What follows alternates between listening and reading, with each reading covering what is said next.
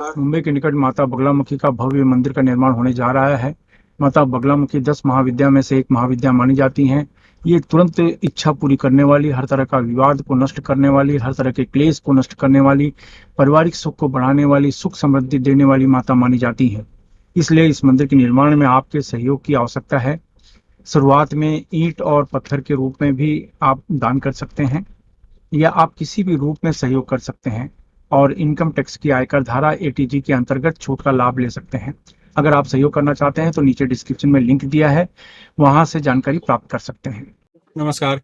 मुंबई के निकट वज्रेश्वरी में माता प्रत्यंगरा साधना शिविर का आयोजन होने जा रहा है। इस शिविर में माता प्रत्यंगरा देवी के सभी स्वरूप की आराधना की जाती है। इनकी वजह से सभी तरह की सुरक्षा प्राप्त होती है, चाहे वो नौकरी की सुरक्षा हो, धन की सुरक्षा, व्यापार की सुरक्षा, परिवार की सुरक्षा, विवाहित संबंधों में सुरक्षा, नजर, संतान सुरक्षा, तंत्र बाधा, शत्रु बाधा से सुरक्षा प्राप्त होती है और घर में हर तरह से खुशियां आती हैं। सबसे बड़ी बात यह है कि इससे आपका आर्थिक सुरक्षा मिलती है और आर्थिक तरक्की होती है। इसमें भाग लेने के दो तरीके हैं। एक तो शिविर में आकर इस साधना में भाग ले सकते हैं, दूसरा आप ऑनलाइन भी भाग ले सकते हैं। अगर आप भाग लेना चाहते हैं तो नीचे डिस्क्रिप्शन में लिंक दिया है, वहां से फॉर्म भरकर इस शिविर में शामिल हो सकते हैं।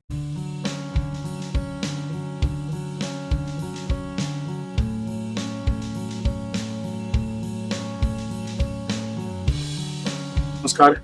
दिव्य योग आसन की तरफ से आपका हार्दिक स्वागत है। आज का जो प्रयोग है ये बगला प्रयोग कहा जाता है।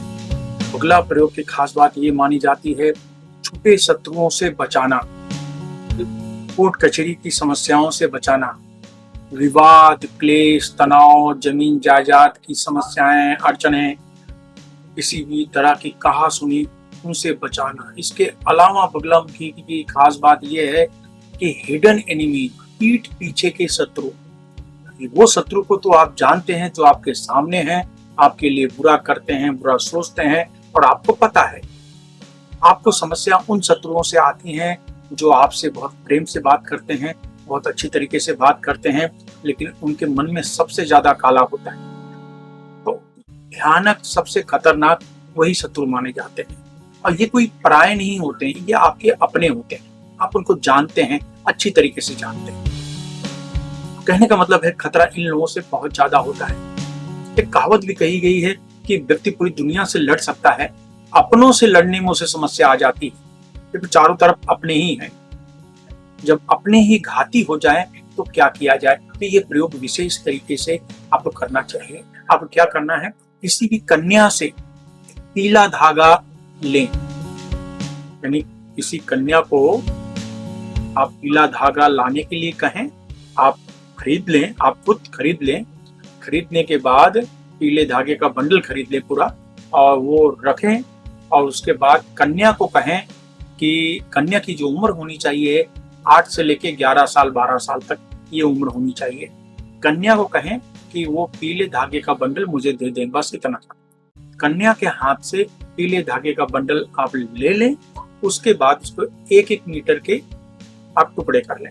आपको अपने लिए इस्तेमाल करना है तो 1 मीटर बहुत होता है, तो 1 मीटर का टुकड़ा लेके, याद रखिए पीला धागा, और उसको लेकर पानी, कच्चे दूध पानी से धो लें, अपने सामने रखें। सरसों का तिल का दीपक जलाएं, माता बगलामुखी की फोटो आप रखें, ब्लू ब्लैक कपड़े न पहने, याद रखें, और बस सामने आप बैठ जाएं।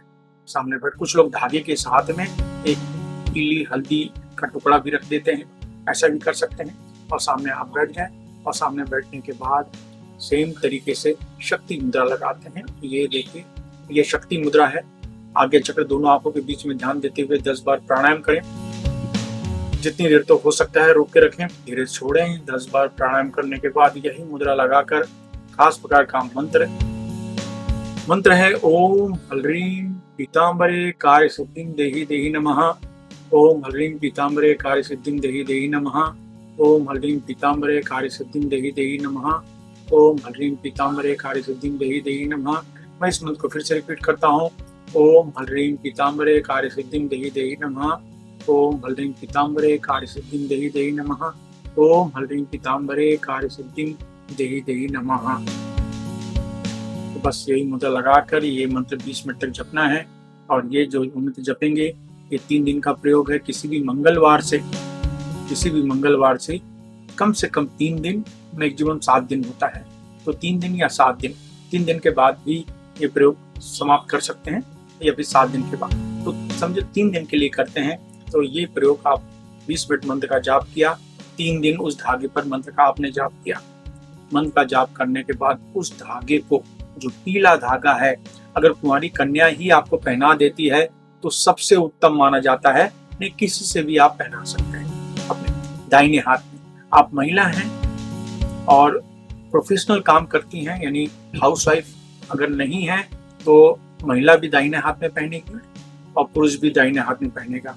महिला अगर हाउसवाइफ है तो वो अपने बाएं हाथ में पहनेगी, ये इसका नियम याद रखें।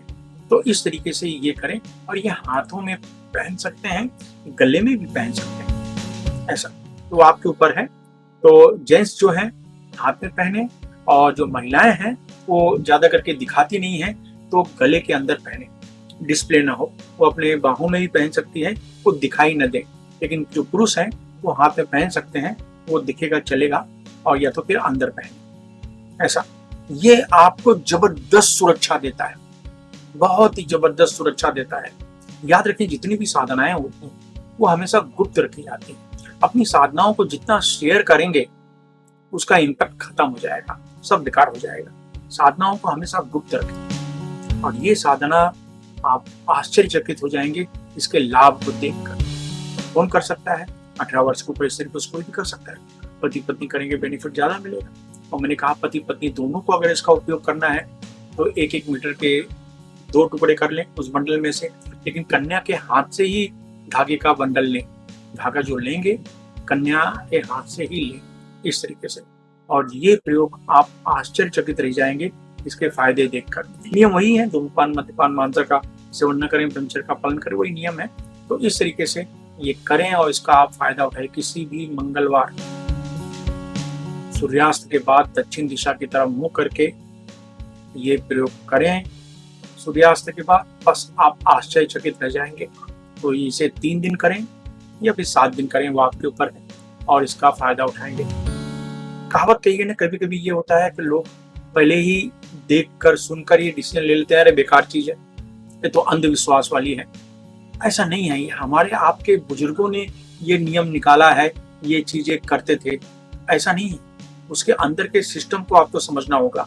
और सबसे बड़ी बात यह है कि किसी चीज के बारे में आपको निर्णय लेना है, चाहे हाँ में हो या ना में हो, तो सबसे पहले उसको आजमाइए।